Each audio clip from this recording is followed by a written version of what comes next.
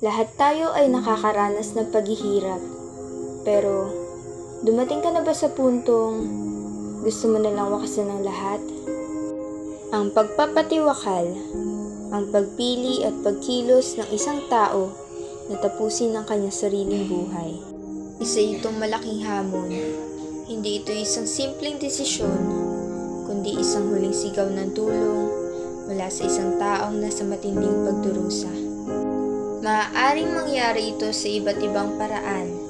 Pag-inom ng lason, pagbigti, pagbaril sa sarili, o kaya naman ay pagtalon mula sa mataas na lugar. Ngunit, ano nga ba ang nasa likod ng mga gawaing ito? Madalas, ang pagpapatiwakal ay bunga ng malalim na sakit. Maaaring ito ay sa depresyon, karahasan, pagkabalisa, pagkawala ng mahal sa buhay, paghiwalay, at marami pang iba. Mga problema na tila walang katapusan.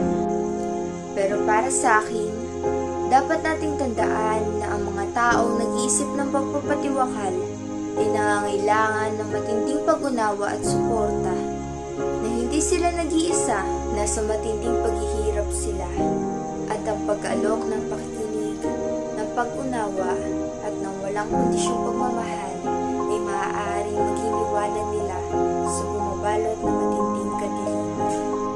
Ang pag-abot ng kamay, ang isang yakap, ang isang simpleng, nandito lang ako, ay maaaring makaligtas ng isang buhay na pinitika. Para sa mga taong hindi na gusto pang makita ang bukas at tila ba wala ng lunas, tandaan na kasama mo ang Diyos sa lahat at bibigyan ka niya ng